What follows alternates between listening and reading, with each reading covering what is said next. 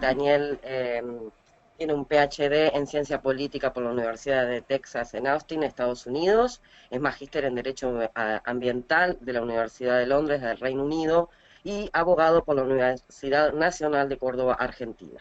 Ha ocupado distintos cargos de dirección en la Fundación Ambiente y Recursos Naturales FAR de Argentina y actualmente se desempeña como coordinador del área de sustentabilidad de la Escuela de Posgrado del Instituto Tecnológico de Buenos Aires. Muchas gracias, Muy Daniel, bien. por estar con nosotros y ya damos paso a tu presentación. Bueno, perfecto. Muchas gracias. Eh, antes de comenzar, Paula, ¿debo apagar mi cámara o no? Sí, preferentemente para que sea más Perfecto. cómodo para ti. Bueno, Igual, Néstor, si tú querés ir apagando tu cámara, Perfecto. gracias. bueno, ante todo, muchas gracias, Paula, y muchas gracias al centro por organizar esta actividad y muchas gracias a todos los que nos están acompañando en el día de hoy en este webinar. Eh, Como bien decía Paula, lo que yo voy a presentar ahora es uno de los capítulos de este libro. El libro está disponible en la página web de UNESCO y se puede acceder ya gratuitamente. ¿Podemos pasar a la siguiente filmina, Paula? Gracias. Sí. Brevemente les quiero presentar en qué consistió este trabajo. Nuestro objetivo fue hacer un trabajo más bien exploratorio de cómo había sido la respuesta y el abordaje desde el sector científico académico en términos de generación de conocimiento y análisis sobre el proceso de toma de decisión y en relación a problemas de cambio climático en el contexto de América Latina, ¿no? Entonces, para ello lo que hicimos fue una revisión sistemática de artículos publicados en revistas académicas con referato que abordaran procesos de toma de decisión relacionados con política climática en América Latina y el Caribe entre el 2005, la primera tiene error, el 2005 al 2015, pusimos 2005 como línea de base porque esa fue la fecha de aprobación que entró en vigor el protocolo de Kioto y hay estudios que demuestran que a partir del 2005 en América Latina, después de la aprobación del protocolo de Kioto, hubo un importante desarrollo en términos de política pública, instituciones vinculadas al cambio climático. Entonces quisimos analizar qué es lo que se había generado sobre el tema de problemática climática y toma de decisiones en esta última década, 2005 al 2015. La siguiente, por favor. Toda revisión sistemática, digamos, y más lo que intenta es abordar un cuerpo de literatura bastante determinado. En este caso, nosotros no teníamos un cuerpo de literatura bien definido que fuera proceso de toma de decisión y cambio climático, sino teníamos literatura que venía desde distintas disciplinas, utilizando distintos marcos teóricos, que abordaban distintos temas vinculados a la problemática climática. Entonces, para hacer el análisis, lo que hicimos fue identificar tres conjuntos de preguntas. Uno primero que era aspectos generales o institucionales, los artículos que fuimos identificando, cuál era la afiliación institucional de los autores, en qué idioma fueron publicados, desde qué campos disciplinarios. Un segundo set de preguntas se refirió más al foco temático de los artículos, cuáles eran los sectores o temas sobre los que se generaba más análisis, era sobre el tema de adaptación, mitigación, etc. Y el tercero, que era tal vez el que tenga el carácter más exploratorio, fue tratar un poco de abrir esa caja negra, que son los procesos de toma de decisión, y entrar a analizar un poco qué es lo que se estudiaba. Entonces allí vimos cuáles son los actores, los factores centrales que se analizaban en estos artículos. En la siguiente, por favor. Antes de comenzar, la siguiente filmina, gracias. Antes de comenzar a tratar en concreto estos aspectos más sustantivos, quiero dar alguna nota metodológica, ¿no? Una revisión sistemática de literatura es un proceso que se debe realizar debajo de ciertas pautas sistemáticas. Para ello, nuestro proceso de selección y revisión de artículos se dividió en 3 etapas. La primera fue identificación de artículos por palabras claves, y utilizamos 2 bases de datos, la colección principal de Web of Science y Cielo, fundamentalmente para captar las publicaciones en castellano y en inglés. Una vez que a partir de las palabras claves revisamos los artículos que saltaban en esta colección, hicimos la segunda etapa fue seleccionar esos artículos a través de un proceso de doble lectura, para lo cual definimos ciertos criterios de inclusión y exclusión de los artículos que ya les voy a comentar y que posiblemente ha sido el proceso más difícil en todo este trabajo. Y el tercero fue ya el análisis y codificación de los artículos que habíamos seleccionado. Algunos datos, como resultado de la primera etapa, se habían salido de la búsqueda por las colecciones 1.155 artículos. Y cuando les aplicamos los criterios de inclusión y exclusión, seleccionamos 110 artículos. O sea que nuestro análisis es sobre 110 artículos que abordan procesos de toma de decisión y cambio climático. La siguiente, por favor.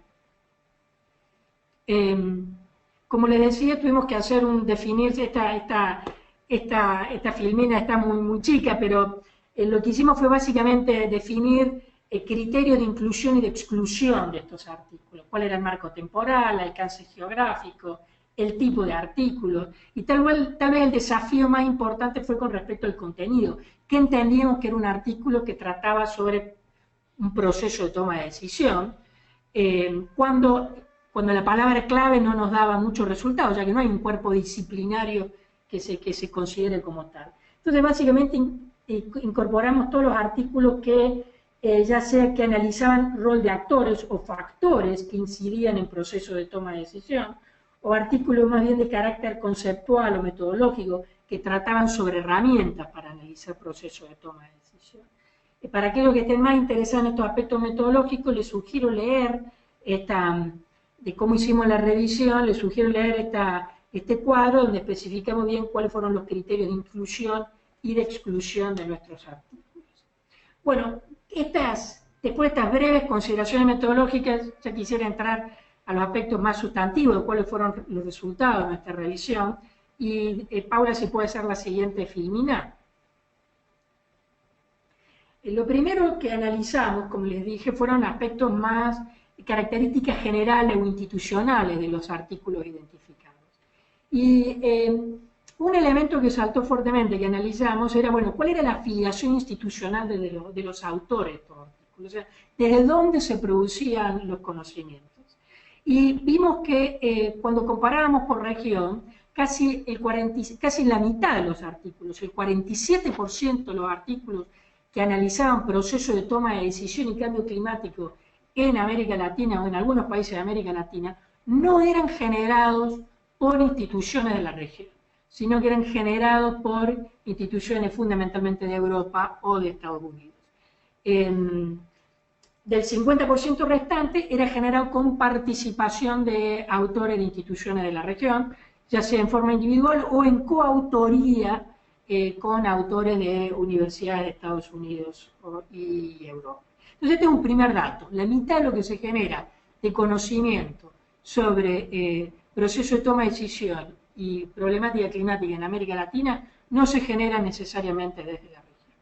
Y cuando tomamos aquellos que se generaba de la región y analizamos desde qué países se analizaba, hay una gran asimetría. Casi la mitad de los artículos que eran generados por instituciones de la región eran generados por instituciones brasileñas, el 50%. Luego venía México con un 24%, Chile con un 19%, Colombia con un 12%, y el resto de los países de la región, ninguno individualmente llegaba a los 2 dígitos. O sea que ninguno llegaba a superar el 10%. O sea que cuando, primero, hay una gran participación en la generación de conocimiento de instituciones no de la región, y segundo, cuando analizamos lo que se produce en la región, hay una gran asimetría entre lo que se genera básicamente en México, Brasil y México, que en conjunto son el 75%, y lo que se genera en el resto de la región. El otro tema interesante que llama la atención es cuál era el idioma de publicación.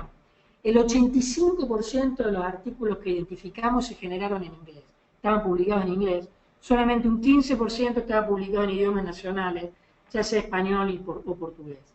No es la intención de trabajo indagar cuáles son las razones que explican esto. Hay muchos incentivos por el cual los académicos publican en inglés, ya sea para ser parte de diálogos y debates internacionales, etcétera. Pero lo que llama la atención de este dato y la pregunta nuestra es qué impacto tiene esto a nivel de la formación de grado y de posgrado en América Latina cuando lo que se produce en la región no se produce en idiomas nacionales. La siguiente filmina, por favor. Este es otro resultado interesante de nuestra revisión de literatura. Intentamos de alguna manera identificar desde qué campos disciplinarios había mayor atención a la problemática de toma de decisión y cambio climático. Bueno, el indicador, la proxy que utilizamos, un indicador indirecto, era ver en las revistas en las que se publicaron, cómo estaban caracterizadas esas revistas disciplinariamente, ya sea en la base de datos de Cielo o del Web of Science. Y allí un dato interesante, que estos porcentajes son agregados, porque hay revistas que entran en varias categorías. Que 40% de los artículos, básicamente, 38%, estaban publicados en revistas que se catalogaban como de ciencias ambientales y ecología, una mirada de ciencias naturales muy fuerte. 36% estaban publicados en revistas de estudios ambientales, o sea que tiene una mirada más socioambiental, ¿no? Después recién, como en un tercer ítem, venían revistas que eran calificadas como disciplinariamente de geografía con un 16%. Y luego había una serie de revistas de disciplinas, ninguna de ellas superando el 10%. Estos datos a nosotros nos generaron dos observaciones o dos conclusiones. Primero es la poca atención que le dan las revistas de disciplinas que tienen como su objeto de análisis, uno de sus objetos centrales de estudio, los procesos de toma de decisión. Me refiero a la psicología, a la ciencia política, a la sociología. Las revistas disciplinarias de esas disciplinas son muy pocas las que publican artículos referidos al proceso de toma de decisión y cambio climático. Por ejemplo, si ven en sociología apenas el 4%, en ciencia política creo que también estaba alrededor del 6 o el 7%. Y por el otro lado, los lugares que son más amigables para publicar sobre este tipo de temas son las revistas vinculadas a estudios socioambientales o estudios ambientales. Esto de alguna manera nos llama, es un foco de atención, indicador, sobre el cual vamos a volver al terminar nuestra presentación, sobre el nivel de atención que le están prestando las ciencias sociales que tienen como uno de sus objetos centrales de estudio los procesos de toma de decisión, qué nivel de atención le están prestando a las políticas, a la problemática climática.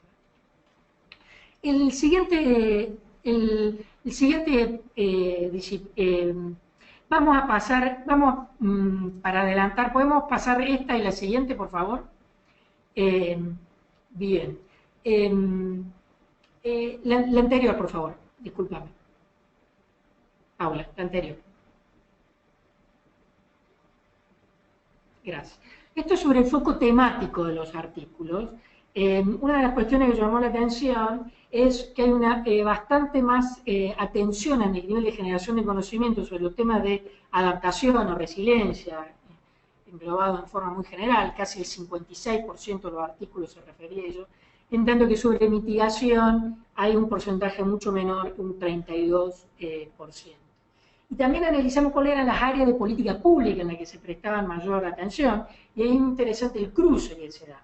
Por ejemplo, las áreas de mayor atención eran sector agropecuario, el 24% de los artículos se refería a ello, manejo de agua, 19%, luego, que era casi un 15%, y luego temas urbanos o energía con un 13%. Cuando uno hacía el cruce de los temas de adaptación o mitigación con esta área de política pública, se explica bastante bien, digamos, la mayor parte de los artículos que trabajaban temas agropecuarios y manejo de aguas, fundamentalmente estaban preocupados por la temática de adaptación, en tanto que aquellos que trabajaban en la temática de bosques, fundamentalmente era en función al tema de red, de reducción de emisiones, y estaban más vinculados a los temas de mitigación, lo mismo en relación a los temas de energía. Los temas urbanos, allí hay atención tanto a temas de mitigación como de adaptación. ¿Podemos avanzar? ¿Podemos ya ir a las conclusiones, Paula? Adelante, la siguiente. La siguiente, la siguiente. Bien, porque ya se nos está cumpliendo el tiempo. No, para atrás. Nos pasamos. Una más. Gracias. Bueno, nuestras principales conclusiones, hay una necesidad de una mayor atención por parte de la Universidad y Centro de Investigación de la región sobre la problemática climática y el análisis del proceso de toma de decisión. Esto que ya hemos lo dicho, solo la mitad de los artículos fueron producidos desde la región. Y el segundo punto hay una fuerte asimetría. Y la siguiente, por favor. Las otras reflexiones, la otra filmina, por favor. Y la otra reflexión que queremos plantear es que los estudios sobre el proceso de toma de decisión y cambio climático en la región constituyen un cuerpo de conocimiento bastante diverso y fragmentado. El foco de atención en general es la temática sustantiva, agua, agricultura, ciudades, etc., más que en el análisis de los procesos de toma de decisión. Esto era muy interesante cuando uno analizaba, digamos, por ejemplo, las referencias y la bibliografía que se citaban en los artículos. Los académicos dialogan con otros investigadores que están en su tema sustantivo central, pero no hay un cuerpo de pensamiento que esté generando hipótesis y análisis sobre los procesos de toma de decisión en particular. Digamos, a esto, o sea, al foco de temática sustantiva, más que en el análisis de los procesos de toma de decisión, se le suma el bajo nivel de atención que recibe la problemática del cambio climático por parte de aquellas disciplinas que precisamente tienen por objeto el estudio de los procesos de toma de decisión, nos da como resultado este cuerpo de conocimiento bastante diverso y fragmentado, donde se utilizan diversos marcos teóricos, diversos tipos de metodología, y hay poco diálogo entre los investigadores entre sí, nuevamente, no en relación a los temas sustantivos, sino en relación a los procesos de toma de decisión. Aquí termino. La siguiente filmina, por favor. Aquí está mi dirección de email. Por supuesto, hay muchos otros aspectos que se analizaron en esta revisión de la literatura, que como dije al inicio, como toda revisión de literatura, no intenta hacer un análisis, no tiene ninguna misión de ser exhaustiva, porque hay mucha otra literatura que no está incluida, la que no está publicada en revistas referatos, por ejemplo, la publicada por organismos internacionales, ONGs, etc. Pero sí es una muestra interesante y rigurosa de la atención y el tipo de análisis y el tipo de atención que se está generando sobre estos temas, tanto desde los centros de investigación y universidades de América Latina como del extranjero. Les dejo mi mail para cualquier pregunta o consulta, estoy a su disposición. Muchas gracias. Muchas gracias, Daniel. Recordarles también a los participantes que pueden ir haciendo sus preguntas y al final de las 3 presentaciones vamos a tener un espacio de intercambio con los asistentes. Ahora vamos a ir con la presentación del doctor Néstor Macedo. Néstor Macedo es doctor en Ciencias por la Universidad de Concepción de Chile y licenciado en Ciencias Biológicas por la Universidad de la República de Uruguay. Además es profesor del Centro Universitario de la Región Este y de la Facultad de Ciencias también de la Universidad de la República de Uruguay. Integra diversos posgrados en áreas de ciencias ambientales, ecología, geociencias e ingeniería ambiental, y es cofundador junto con el doctor Martin Scheffer del Instituto Saras, en el cual se desempeña como su director científico. Además, está especializado en temas de sistemas socioecológicos. Néstor, estamos contigo, ya tu presentación cuando gustes. Perfecto, Paula. Bueno, muchas gracias por la invitación a participar en este espacio. Y bueno, siguiendo la línea de la presentación de Daniel, básicamente el capítulo que escribimos junto con Pedro Jacobi trató de analizar algunos elementos claves que, digamos, eh, determinan el diálogo y la interacción de la ciencia y la política, tanto en el análisis como en la gestión del cambio climático. La siguiente filmina, por favor. Básicamente en esta presentación yo me voy a estar refiriendo a cuatro grandes temas, cuatro grandes claves que identificamos en el trabajo de preparación de este capítulo del libro, que dentro de un minuto les voy a explicar un poquito cuáles son los fundamentos metodológicos.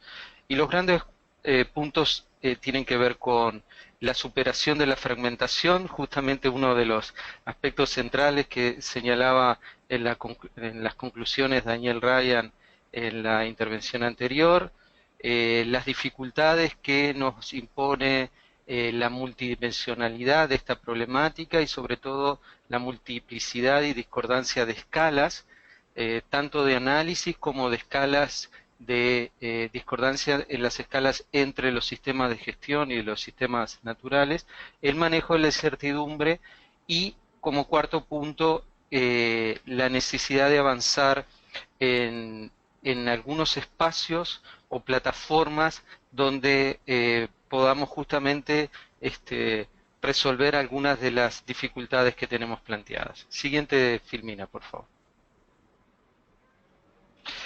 Nosotros hicimos una búsqueda muy similar a la que realizó Daniel Ryan.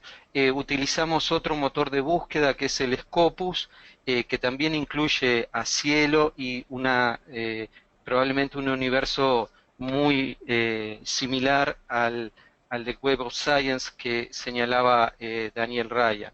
Nosotros hicimos una búsqueda muy amplia en el sentido de que hicimos un cruce entre tres palabras claves, que era clima, política en un sentido muy amplio, no solo política pública, sino también tratando de abarcar con el juego de las palabras claves cualquier proceso de decisión vinculado a temas de cambio climático, y tratamos de incluir todas las publicaciones que se referían a América.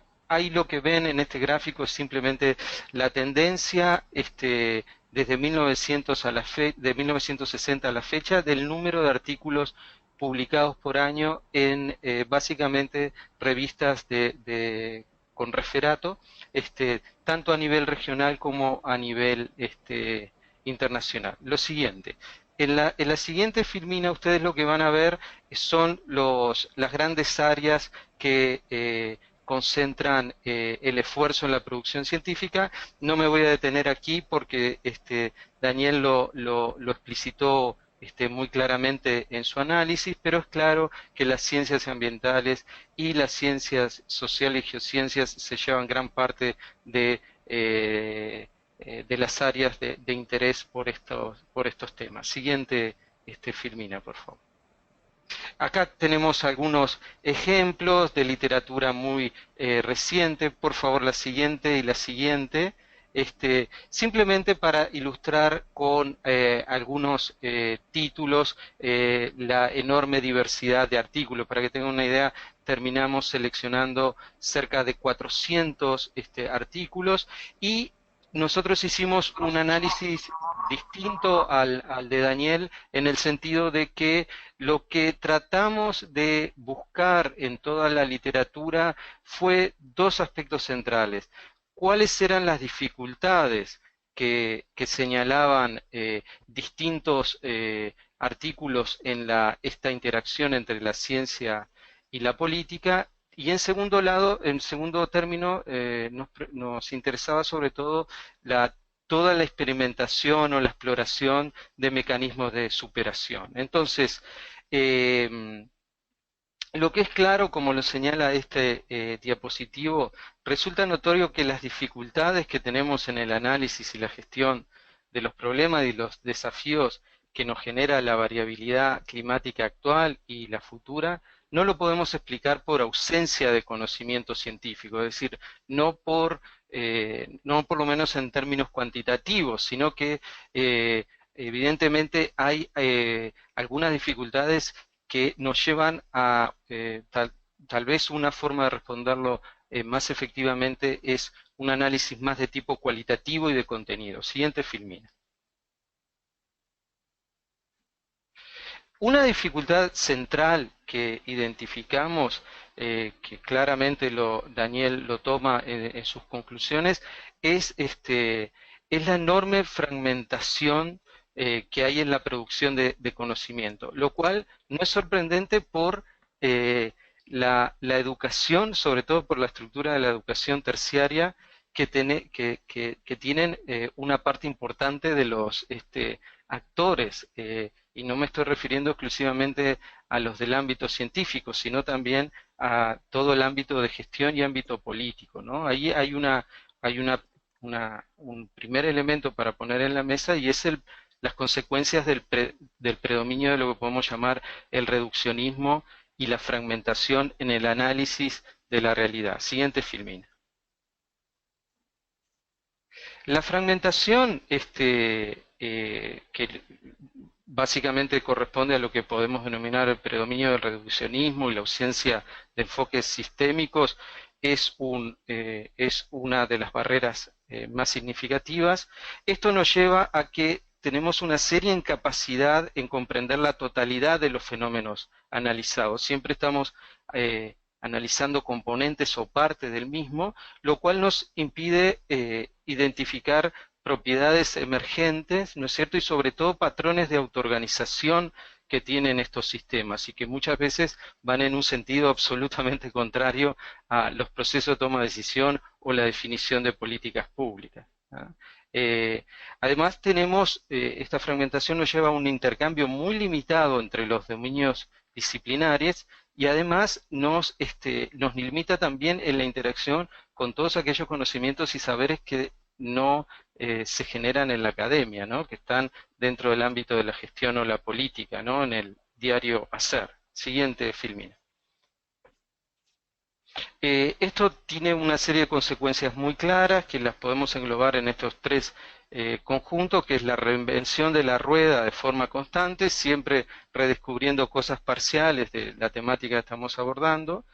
El otro elemento que creo que es muy peligroso es siempre esa ilusión de la búsqueda y la extrapolación de recetas, protocolos, herramientas y aproximaciones independientes del contexto social y económico donde se genera el conocimiento, ¿no? Siempre aquí hay una ilusión a encontrar recetas muy estructuradas para la resolución de distintos problemas. Y obviamente otra consecuencia es el predominio de análisis y estrategias sectoriales. Siguiente filmina. Para no quedarnos en los problemas, ¿cómo intentan resolver tanto el ámbito científico como el político estos desafíos? Siguiente. En el ámbito científico hay una respuesta muy clara que tiene que ver con el financiamiento de programas de investigación, la creación de espacios o centros interdisciplinarios. En este sentido, a nivel global y particularmente en América Latina tenemos grandes cambios en los últimos años. Siguiente filmina. Pero también a nivel de político y de gestión se observa el mismo esfuerzo, todo lo que, digamos, entra en la dinámica y gestión de sistemas socioecológicos, que es lo que se llama estructuras puente, que en términos concretos significa, por ejemplo, gabinetes interministeriales, agencias transversales del Estado o cualquier otra estructura que trata justamente de romper esa compartimentalización en el análisis y toma de decisión, es el correlato, digamos, en el ámbito político y de gestión de la superación de esta fragmentación. Siguiente diapositivo, por favor. La pregunta que nos hicimos con Pedro es, bueno, las estrategias antes indicadas, ¿no? ¿Son suficientes por sí solas para promover un mayor diálogo entre los ámbitos científicos y políticos? Bueno, los invito a leer el capítulo del libro, pero la revisión del material que hicimos demuestra claramente que es insuficiente. El reduccionismo promueve lenguajes y aproximaciones propios que no son comprendidos no solo por científicos de otros dominios disciplinares, sino por personas que de repente no tienen formación terciaria. Es decir, hay un problema central en el lenguaje y por tanto en la comunicación. Siguiente. Un caso muy interesante que lo señalamos es, por ejemplo, todos los avances en la década de los 70 en el análisis organizacional, con lo que se llamó el aprendizaje organizacional y toda la contribución a lo que en ese momento se definía como la detección y la corrección del error. Bueno, esta es la base del manejo adaptativo que luego Eduardo va a analizar en la tercera exposición, pero es interesante cómo entre este aporte en las ciencias sociales y este otro paradigma de manejo que está relacionado a las ciencias ambientales, prácticamente tuvieron que pasar 20 años, ¿no es cierto? Eso demuestra claramente las dificultades de intercambio entre los dominios. Sigamos adelante, por favor. Voy al segundo punto. Avanzamos ya a la siguiente diapositiva, que tiene que ver con la multiplicidad y discordancia de escalas. Siguiente, Filmina. Bueno, aquí tenemos grandes dificultades, sobre todo porque tenemos dinámicas que son muy complejas, fundamentalmente con un comportamiento no lineal, y esto nos genera grandes dificultades porque además de haber sido formados en un mundo muy fragmentado, somos hijos de un enfoque básicamente cartesiano, donde básicamente tendemos a pensar en que las respuestas a nuestras presiones sobre el ambiente y sobre el clima va a ser de una forma gradual y predecible. Bueno, lo que hoy sabemos es que en realidad el comportamiento estamos muy alejados de ese patrón. Siguiente. El otro aspecto es que nuestras escalas, tanto espaciales como temporales de gestión, muchas veces no tienen una concordancia con la dinámica, por ejemplo, del sistema climático o de los ecosistemas. Y ahí se genera todo un área de investigación que es lo que se llama discordancia de escalas y que dificulta gran parte de la gestión de esta problemática. En ese sentido, estos últimos dos diapositivos tienen referencia a dos hitos importantes en relación a la superación de estas dificultades, que es justamente todos estos aportes que se titulan o se agrupan bajo este título que podemos llamar la reconexión con la biosfera y los límites planetarios, ¿no? En ese sentido, desde el ámbito científico ha habido un esfuerzo en tratar de aportar distintos elementos para superar estas dificultades en este componente. Siguiente, por favor. Me voy al tercero, que es el manejo de la incertidumbre. Bueno, más allá de la multidimensionalidad que tiene la problemática del cambio climático, la otra característica central es los niveles de incertidumbre, ¿no? Y ahí, en los niveles de incertidumbre, se generan una serie de comportamientos muy interesantes, analizados también en el capítulo del libro, pero uno de ellos es la parálisis en los procesos de toma de decisión, ¿no? Que generalmente se generan frente a la espera de que surjan certezas del ámbito científico que generalmente no se pueden proveer en el lapso de tiempo que los procesos de análisis y toma de decisiones requieren. Y además, generalmente en este componente nos olvidamos que además de la incertidumbre sobre cuál es la respuesta que va a tener los sistemas naturales o el sistema climático a nuestras presiones, también existe una gran incertidumbre de cuál va a ser los efectos de una medida o una política diseñada, ¿no? O aplicada. Generalmente en el análisis de la incertidumbre nos concentramos solo en una parte, ¿no? Creo que este gráfico señala muy bien los distintos ámbitos y la complejidad y la incertidumbre asociada. Siguiente diapositivo. En cuanto a la incertidumbre, bueno, tradicionalmente la consideramos como una falla o incapacidad del análisis o proceso de toma de decisión y no como una propiedad inherente de cualquier sistema complejo y de naturaleza adaptativa como son los temas que estamos trabajando, ¿no? Ahí hay un tema muy interesante que involucra un cambio de paradigma en cómo analizamos y consideramos esta temática. Eso genera problemas de inmovilismo, ¿tá? Y además tenemos serias dificultades, ¿no? En promover la capacidad de aprendizaje, sobre todo de todas las lecciones que nos dejan las distintas medidas o estrategias o políticas que llevamos a la práctica, ¿no? Ahí es otro de los aspectos analizados en el capítulo, la escasa capacidad de incorporación de lecciones de la experiencia previa, ¿no? Tanto de los éxitos como de los fracasos. Siguiente, por favor.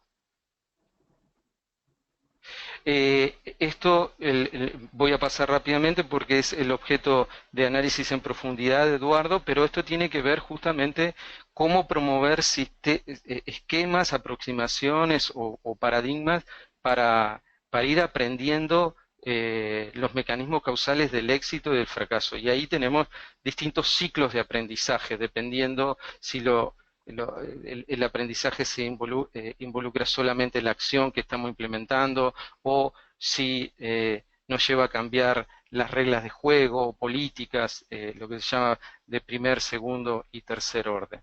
Paso rápidamente a la siguiente.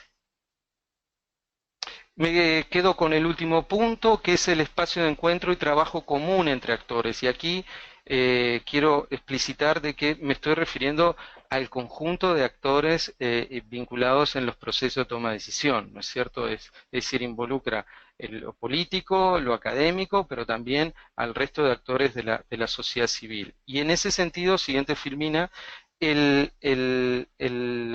capítulo del libro analiza algunos elementos claves o algunas líneas de trabajo en las cuales deberíamos trabajar en el futuro cercano, ¿no? Primero, obviamente, para empezar por casa, tenemos que repensar nuestros sistemas de educación y sobre todo sistemas de educación terciaria, tratando de hacer un mayor énfasis en la cooperación y en la sinergia entre las aproximaciones reduccionistas y sistémicas. Esto lo discutimos muy en profundidad. Esto no es borrar el reduccionismo que explica el avance del conocimiento que tenemos en la actualidad, pero tenemos que incorporar otras aproximaciones que nos permiten analizar problemas de gran complejidad. Segundo, hay que trabajar sobre lo que llamamos estructuras puente, que justamente promuevan ese intercambio de conocimientos y saberes, tanto académicos como no académicos. El otro aspecto central es incorporar la diversidad de mecanismos de comunicación de conocimientos y saberes. Acá tenemos realmente un aspecto también de gran complejidad y que es uno de los grandes desafíos. Hacemos varias reflexiones al respecto. Y por último, promover la experimentación y el aprendizaje social. Con esto de experimentación, lo que quiero señalar claramente es que hay que tomar decisiones, aunque tengamos escenarios de gran incertidumbre, debemos tomarlas. lo importante es aprender, ¿no? De aprender haciendo, como decía, nos enseñaba ya el pensamiento aristotélico, y tener capacidad de incorporar en el futuro próximo todas las lecciones que nos deja la práctica. Siguiente diapositivo y ya estoy terminando. La última pregunta que abordamos, ¿se puede asegurar una adecuada interacción entre científicos, políticos y actores sociales exclusivamente a partir de la creación de estos espacios de encuentro con algunas de las características que mencionamos? Concretamente, el centro que nos convoca en el día de hoy es un ejemplo de una experiencia de este tipo. Siguiente transparencia. Ahí lo que analizamos en profundidad es que más allá de la creación de espacios, probablemente necesitamos algunos roles, concretamente de facilitadores y articuladores, cuya formación o capacidades creo que por el momento desconocemos en gran medida. Tenemos algunas ideas de esas capacidades, pero acá hay roles, especialidades que tienen que emerger. Parece un contrasentido en relación al inicio de esta charla, pero creemos fuertemente, y el capítulo del libro lo analiza también en profundidad, que se necesita personas abocadas a esa interfase entre los distintos grupos, ¿no? Obviamente hoy día lo que hay es que los actores cumplen más de un rol, ¿no? A veces el científico es un muy buen comunicador social, o el político tiene gran capacidad de incorporar información científica, pero en la dinámica del sistema la evidencia indica de que se necesita comenzar a formar algunos roles que hoy día no están sobre la mesa. Y en ese sentido ya pasamos a la siguiente y cerramos. Es simplemente vinculado a la experimentación y y al aprendizaje. Cerramos el capítulo del libro con esta frase que yo la tengo incorporada a la niñez por un semanario que siempre estaba en mi casa, y que durante la niñez me preguntaba, bueno, ¿qué querrá decir exactamente esta frase en latín?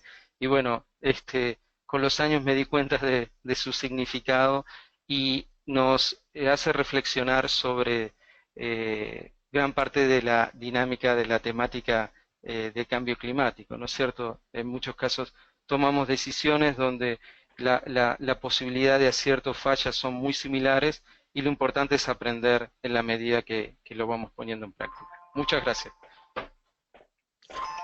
Muchas gracias, Néstor. Ahora vamos a darle paso a nuestra última presentación del día de hoy. Eduardo Bustos es ingeniero agrónomo y magíster en Fisiología y Producción Vegetal por la Pontífica Universidad Católica de Chile. Se desempeña como investigador asociado del Centro de Cambio Global, donde trabaja en el estudio de impactos de cambio climático y su incorporación en los procesos de toma de decisión. Eduardo, tenés la palabra. Muchas gracias por estar con nosotros en este momento. Entiendo que tú vas a compartir tu pantalla. Sí, sí. ¿Me escuchan bien? Perfecto. Genial. Para compartir la pantalla, damos un segundo. Tienes arriba, compartir pantalla. Voy a parar la mía. Claro, yo creo que ahí... Dejo de mostrar mi pantalla y te tiene que habilitar a ti. Arriba. Play. Compartir mi cámara web. No. Arriba.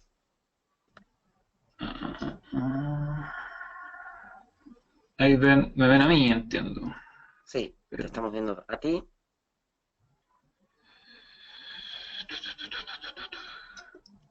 Arriba tenés archivo. ¿Sí? Compartir pantalla, sería como el segundo. No tengo la opción porque no estoy como presentador. Oh.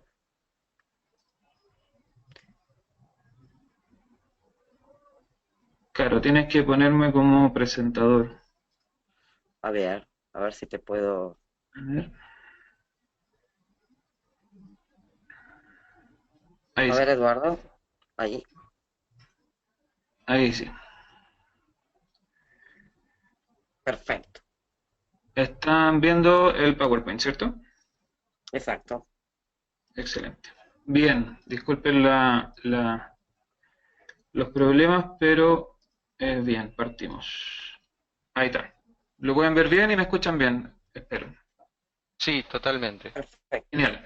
Bien, primero que todo, muchas gracias por la oportunidad y bueno, una buena segunda instancia luego de la presentación que tuvimos hace un par de semanas en el Congreso en Montevideo, el poder presentar un poco de qué trató este capítulo, que como ven ahí se titula Procesos de toma de decisión y adaptación al cambio climático, conceptos y aproximaciones desde América Latina. La idea detrás de este capítulo era un poco volver a pensar y volver a revisar de qué estamos hablando cuando, valga la redundancia, hablamos de los procesos de toma de decisión y cómo el proceso de adaptación a cambio climático es una variante con sus similitudes y sus particularidades de lo que es este proceso de toma de decisión. Entonces, un poco hacer esa revisión.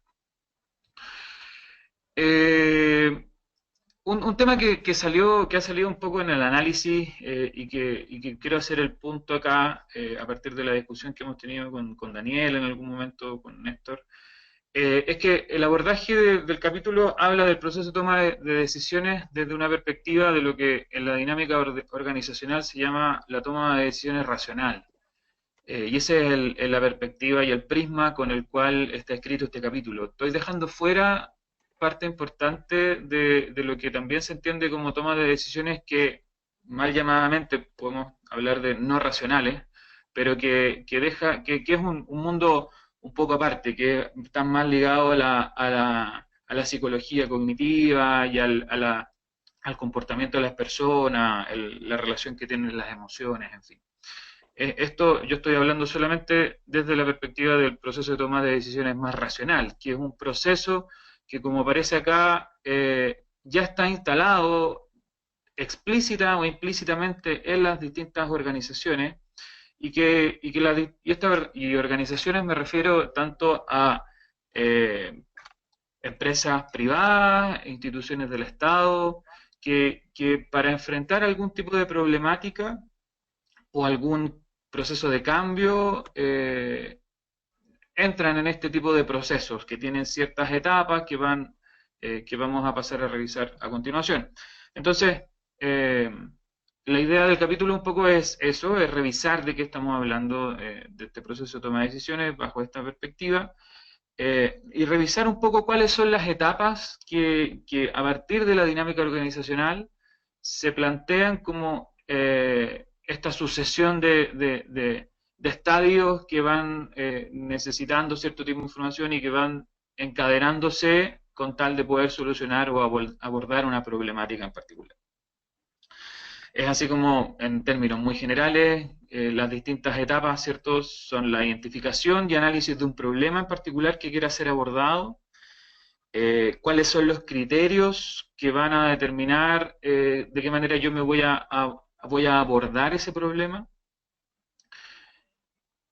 cuáles son las soluciones o la prioridad de solución, cuál es la salida prioritaria que yo quiero encontrar a este problema. Obviamente que desde la perspectiva de la organización hay muchas soluciones que podrían existir, pero solo algunas de ellas están alineadas con su misión, con su visión, con algún lineamiento estratégico y por lo tanto hay que identificar cuál de todas ellas sería la prioritaria.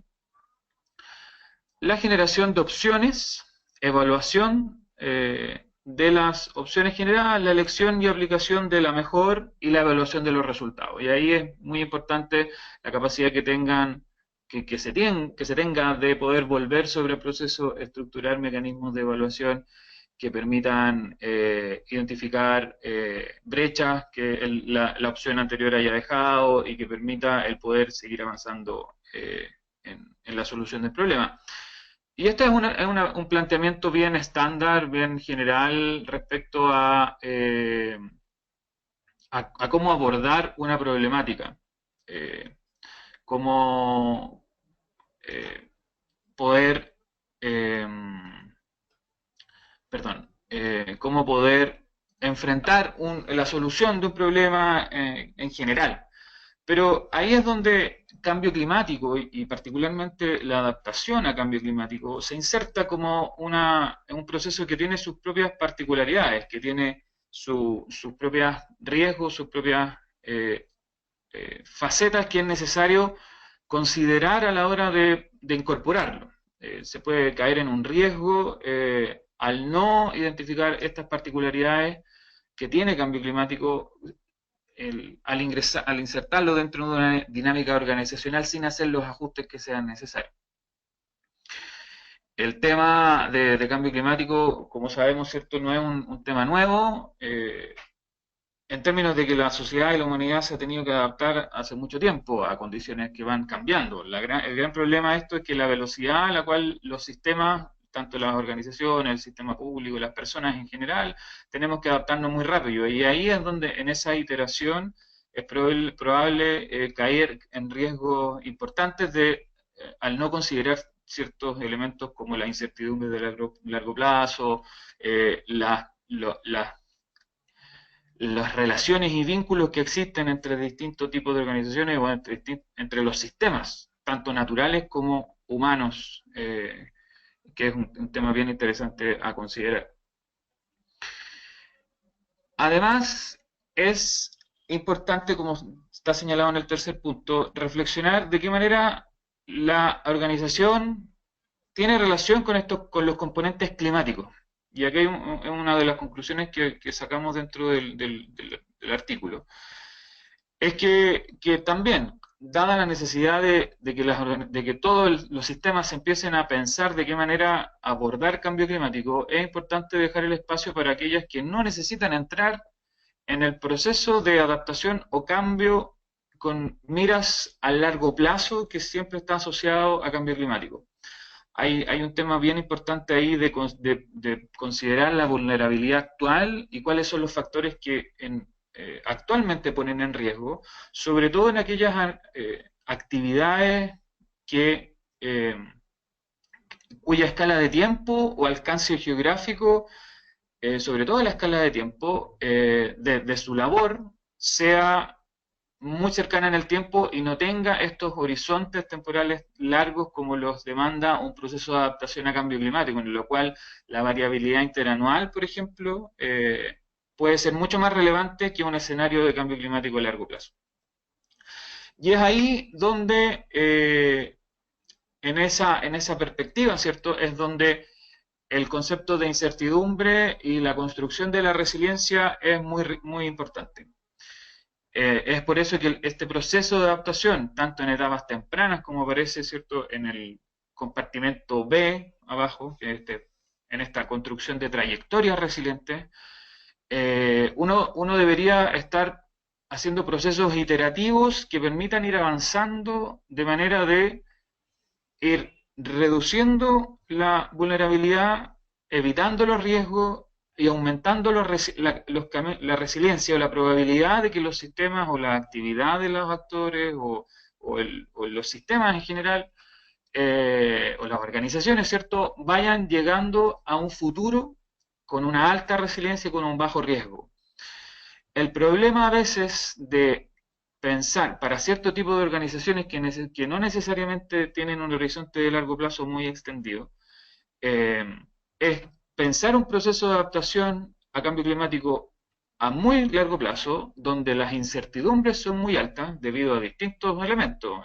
La capacidad de los modelos de cambio climático de predecir el futuro, la certeza que yo tengo sobre distintos otros factores que afectan mi actividad, y rápidamente caer en un futuro con una menor resiliencia y con un alto riesgo, que es lo que muestra la figura en la letra C abajo, ¿cierto? Que es de qué manera de pronto uno podría, con con la mejor de las intenciones, pero sin tener la información adecuada y sin plantear de buena forma el proceso, poder caer en un futuro con baja resiliencia, con alto nivel de riesgo. Entonces, por eso es importante poder ir planteando este proceso de adaptación, estas decisiones intermedias, de tal manera de ir construyendo, como decía Néstor, un proceso de evolución o de desarrollo adaptativo, en el cual, en la medida que vamos avanzando y vamos teniendo cierto grado de confianza en el futuro inmediato, vamos pudiendo tomar decisiones que permitan ir construyendo un futuro más seguro, alejado de los riesgos. Volviendo un poco a lo que estamos hablando cuando hablamos de proceso de adaptación, hay algunos autores, por ejemplo, esta es un esquema adaptado de una guía que emitió UNEP en el año 2013, guía Prodía, donde están llevados estas mismas etapas que veíamos al principio como proceso de toma de decisión genérico a un proceso de adaptación a cambio climático. Y esta es una de las aproximaciones que existe. Cada una de esas etapas tiene en su interior ciertos requisitos, necesidad de información, de cierto tipo de información para cierto tipo de organizaciones, en fin, tiene y en el libro están efectivamente explicitados e identificados en qué consiste cada una de esas etapas. Por eso no lo voy a hablar acá, pero están en el libro, así que los invito a que lo puedan revisar. Y también existen otros modelos. Este es un modelo desarrollado acá en Latinoamérica, una adaptación, y lo que hace, y este tiene un planteamiento que es mucho más de procesos participativos, donde, si se dan cuenta, en la parte superior el proceso de comunicación y relación entre los distintos actores es permanente, tanto en la identificación de los alcances que pueda tener la solución de adaptación, la evaluación de los impactos, la identificación o la cuantificación de la vulnerabilidad de los distintos actores y la planificación futura. Estamos hablando de procesos complejos, ¿cierto? En donde constantemente hay una participación y comunicación de los distintos grupos que participan dentro de este proceso. Y acá uno de los grandes, luego de uno poder revisar, ¿cierto?, cómo se van construyendo estos procesos, la complejidad que van teniendo, tanto por los actores que participan, tanto por la información que se va necesitando, etcétera, un elemento que es muy importante es cómo las academias o quienes generamos conocimiento acogemos y hacemos parte de nuestra investigación las diversas necesidades que tengan distintos actores para distintos tipos de procesos. Ahí pongo el ejemplo, ¿cierto?, que es el pequeño agricultor versus una gran compañía o un Estado, por ejemplo, que quiere hacer planificación de política pública. Claramente los alcances, la necesidad de información, la escala temporal, la escala espacial, el nivel de complejidad, el lenguaje con el cual se transmite y se comunica esta información y se va cogenerando es distinta. Y es ahí donde las universidades, los centros de investigación debemos un poco repensar y poder poner en destacado el cómo poder abordar estas distintas necesidades, el cómo ir incorporando esto que de pronto es ajeno a la dinámica clásica de trabajo de las universidades y de las disciplinas en sí mismas. La ingeniería, la ecología, la agronomía, las ciencias económicas, las ciencias políticas, en fin. Y ahí es donde es una parte importante de la reflexión que me parece que es transversal en los 3 capítulos del libro, el cómo este desafío del cambio climático y el cómo las sociedades en sus distintos componentes se van haciendo cargo de esto a través de los distintos mecanismos de toma de decisión, son capaces de romper un poco las estructuras que ya existen, de tal manera de construir una forma de relacionarnos que es distinta, que ya no es la academia arriba generando conocimiento que toma el privado o que toma la entidad pública para poder hacer su planificación, sino que ya es una relación horizontal, donde se incorporan en etapas tempranas los distintos actores de tal manera de que ese conocimiento sea útil y sea valioso para la toma de decisiones y para afrontar este futuro incierto y amenazante en ciertos casos. El capítulo termina con una pequeña revisión. Esto no es una revisión exhaustiva, utilizando el concepto de Daniel. No es una revisión de todas las iniciativas, pero sí es un levantamiento de algunas de iniciativas en Latinoamérica que tienen este componente, en el cual hay una vinculación temprana con distintos actores, con, con la participación de la academia, no necesariamente liderados por la academia, pero sí con una participación muy activa, con distintos tipos de usuarios de información, de agricultores, usuarios de agua, empresas de saneamiento y agua potable, empresas de generación hidroeléctrica, el Estado con sus distintos componentes sectoriales y que son una muestra, pequeña probablemente, de distintas iniciativas que se están desarrollando y donde uno podría ir a buscar elementos muy valiosos en esta temática. En el libro, de nuevo, acá están los detalles de estas iniciativas y las referencias a las páginas web de cada una de ellas, de tal manera poder tener mayor información. Para finalizar, 3 puntos bien sencillos. Bueno, como les decía, el proceso de toma de decisiones que ya existe es posible de ser utilizado como marco de referencia para afrontar los desafíos de cambio climático, siempre y cuando se consideren las particularidades que tiene el cambio climático y que tienen las distintas organizaciones para poder abordar este problema. Es importante dar un tiempo de pausa y de pensar y analizar efectivamente si es necesario abordar un proceso de adaptación para los distintos actores. De pronto es más valioso abordar las vulnerabilidades actuales y enfocarse, teniendo en vista, como por el lado del ojo, cuáles son los futuros para poder responder a la vulnerabilidad actual, considerando un poco lo que va a pasar en el futuro. Pero es importante pensarlo y no caer en una vorágine de que todo tiene que adaptarse, siendo que es muy costoso para algunos a poder el entrar en estas dinámicas de adaptación. Y lo último que me parece que es muy relevante y es bastante transversal, como señalaba Néstor, el cómo mejoramos los procesos de relación y comunicación entre quienes participan en estos procesos. Es importante el repensar la academia, repensar las relaciones, la institucionalidad, es importante poder hacer ese proceso. Eso. Así que muchas gracias y un placer estar compartiendo esto con todos ustedes. Excelente, Eduardo. Muchas gracias a ti por tu presentación. Vamos a dar inicio al espacio de preguntas y vamos a ir justo con una última pregunta que viene en relación, Eduardo, a tu presentación, que es sobre la metodología que has presentado, si tienes algún caso concreto de aplicación donde se ha aplicado.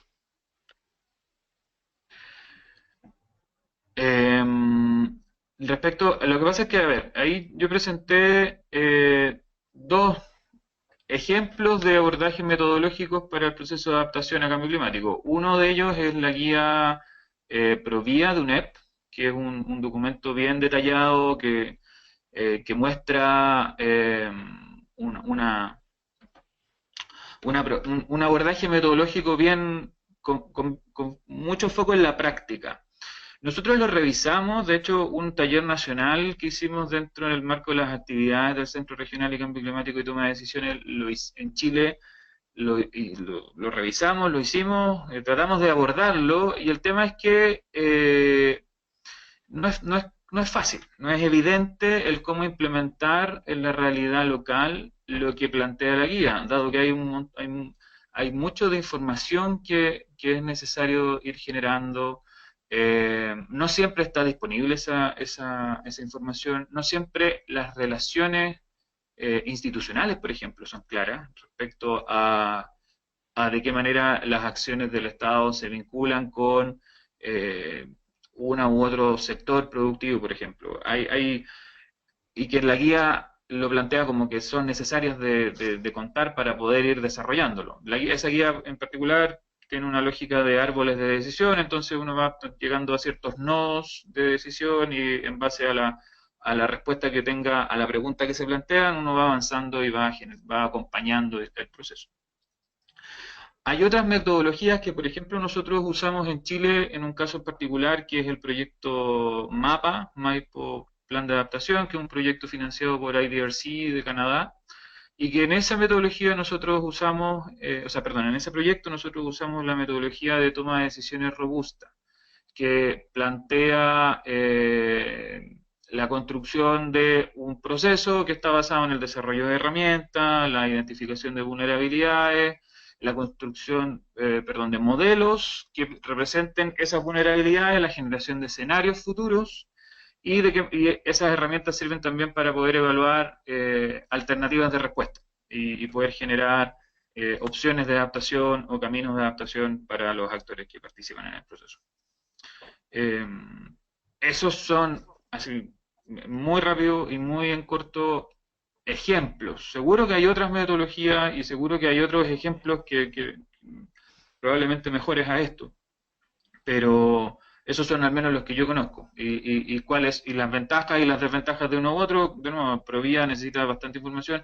En el de toma de decisiones robusta, un elemento importante es el desarrollo de modelos y de herramientas que permitan sentarse a la mesa en torno a esto para los distintos actores, por lo tanto es un esfuerzo bastante grande y son procesos largos, bien costosos, pero que si uno tiene la oportunidad de hacerlo, son bastante fructíferos.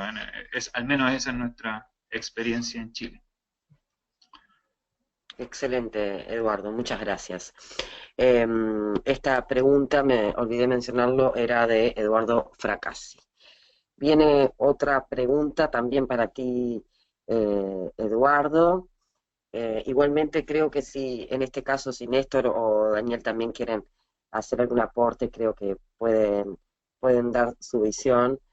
¿Cree usted que el error de la academia está en la aplicación de sus estrategias o que éstas no cumplen con otros factores, como por ejemplo la existencia de información insuficiente y diversa, y que son una riqueza, pero que más que reeducar, no se comunica como se debería hacer, y que por eso la sensibilización no llega a toda la sociedad? ¿Qué hacer en este repensar de la academia? Bueno, es una pregunta bien profunda, ¿no? En primer lugar, yo creo que es importante en el conjunto de los aportes que se han hecho, es que, digamos, parte de la problemática y de las dificultades lo genera la propia academia. Eso en primer lugar. Por la estructura de enseñanza, de investigación y de comunicación. Entonces ahí hay un primer gran desafío que cuestiona al propio ámbito de generación de conocimiento o científico y donde hay una cantidad enorme de desafíos a abordar en los próximos años. Y en definitiva es el origen también en última instancia de estas dificultades. Eso en primer lugar. En segundo lugar, obviamente la academia es un actor en un escenario donde interactúan otros actores, ¿no es cierto? Y ahí también hay múltiples problemas. En los distintos capítulos, Eduardo lo señalaba ahora en última instancia de forma muy clara, es en el ámbito comunicacional tenemos grandes desafíos, ¿no es cierto? Porque no solo en esa, digamos, transferencia de conocimiento que de repente está encerrada en artículos científicos y que de repente no difunden al proceso de análisis y toma de decisión, sino que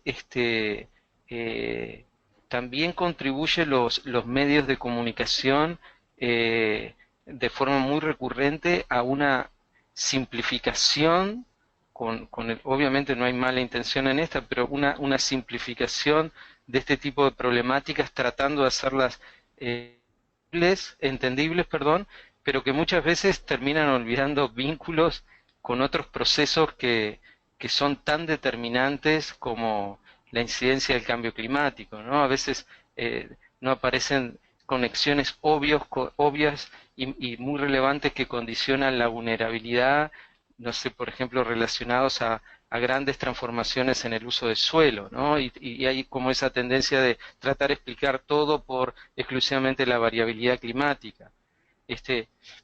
Y así podemos ir analizando por los distintos actores, ¿no? Lo importante es que hay una falla, y es una falla de conjunto donde, digamos, si bien la academia tiene responsabilidades muy importantes, eh, digamos, no es el único que tiene grandes desafíos a superar.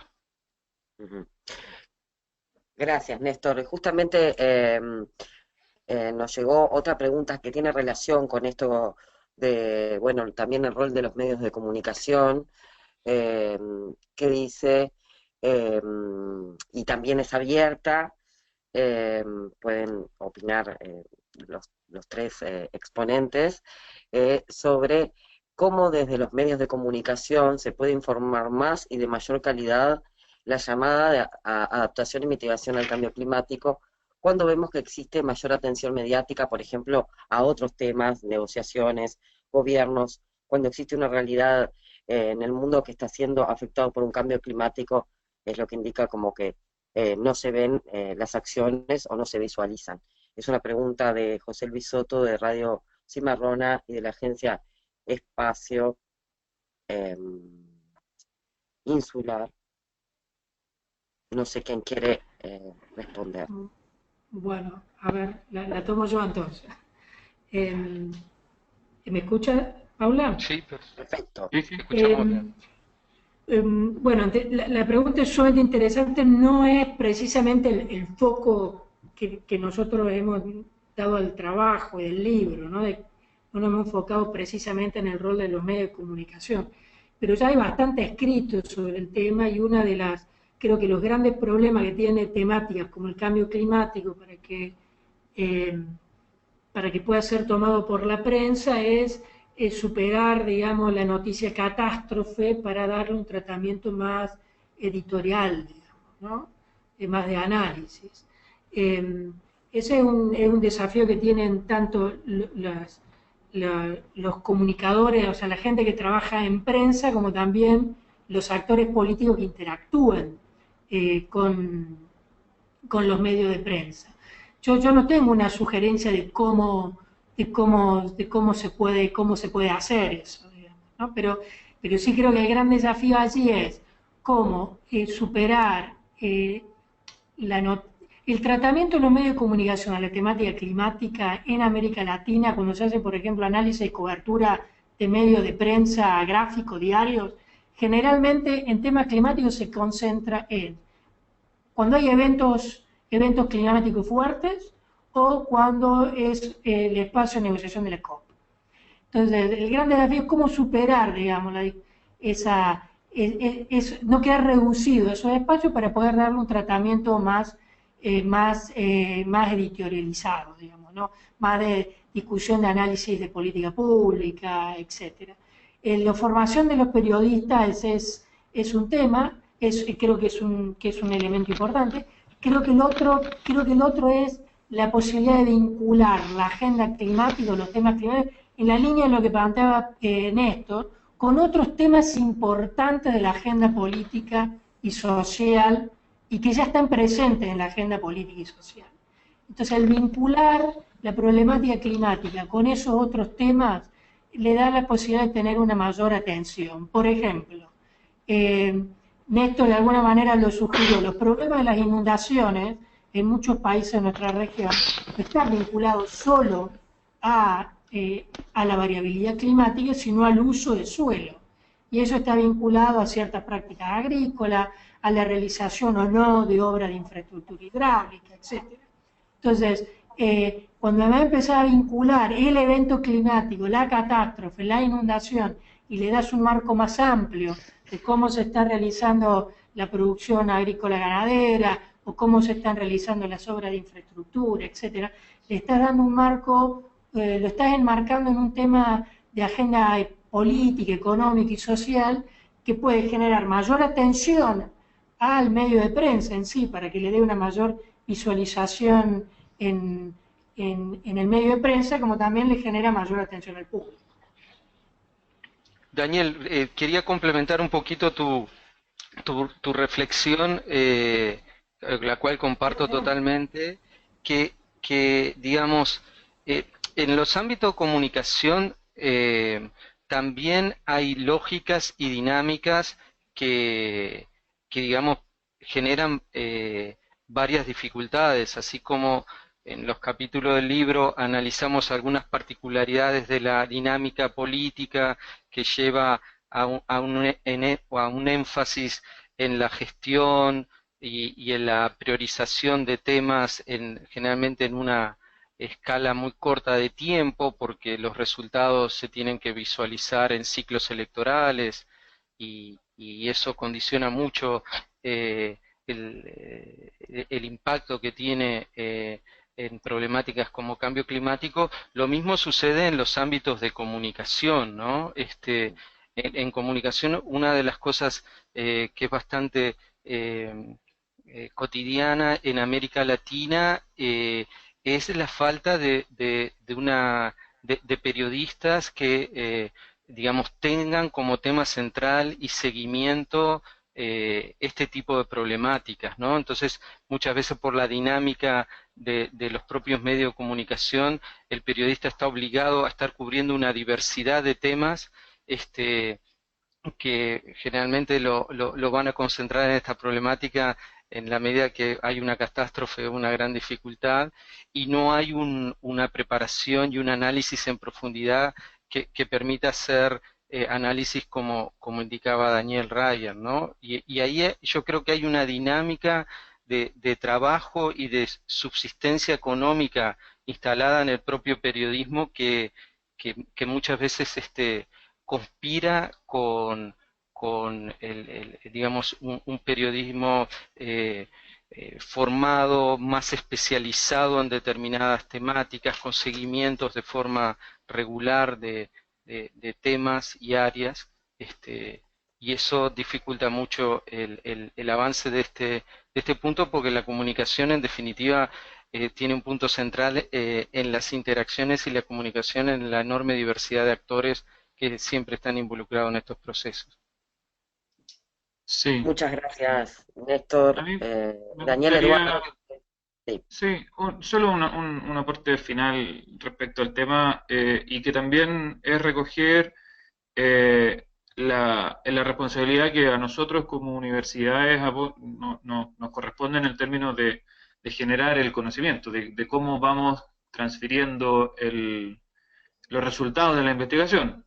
Probablemente las catástrofes que bien nombra Néstor y Daniel hayan estado estudiadas de alguna forma en algún cuerpo de literatura, en algún artículo científico, hayan sido sujeto de algún seminario, pero de pronto nos quedamos mucho en eso, en la academia, y eso es parte de la actividad, y así, porque así se ha construido la forma en que las universidades se relacionan con sus grupos de interés, que son particularmente otros científicos, estamentos públicos o financistas.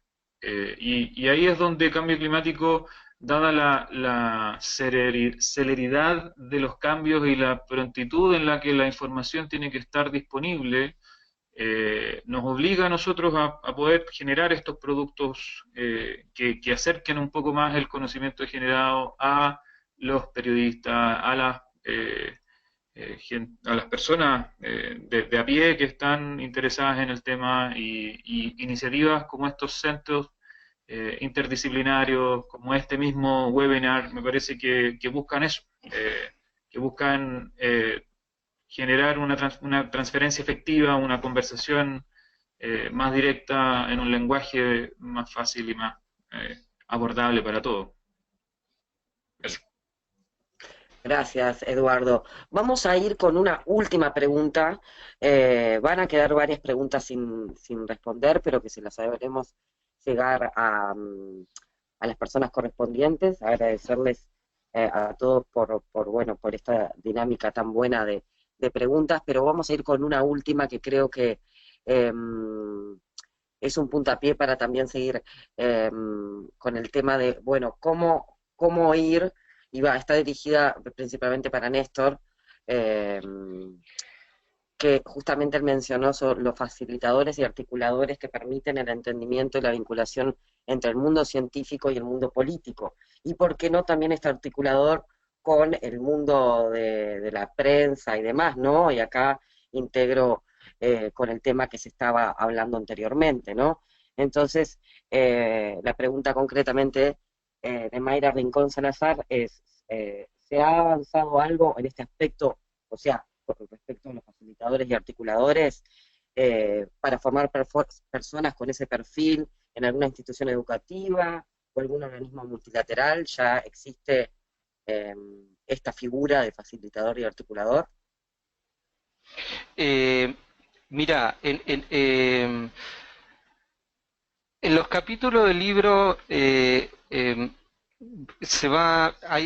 aportes de un investigador que es Walter Betgen, que es un investigador que está radicado en la Universidad de Columbia en Estados Unidos y que ha reflexionado mucho sobre este tema y ha planteado unas analogías muy interesantes en lo que es la generación de conocimiento, por ejemplo, en el campo de la física y su aplicación, por ejemplo, en la medicina, en análisis o tratamientos que hoy son de uso corriente. Y lo que demuestra esos análisis es que esa transferencia involucra una cadena de actores donde cada uno cumple un rol que es crucial, ¿no es cierto? La hipótesis que estamos eh, poniendo sobre la mesa es que en esta temática está muy claramente identificado el conjunto de actores que, sobre todo en estos esquemas de gobernanza abierta, como se llaman hoy, o participativos, digamos, interactúan, pero es claro de que interacción deben aparecer algunos roles que hoy de alguna manera tratan de suplirlo los actores instalados y que no necesariamente tienen la formación o el expertise adecuado para hacerlo.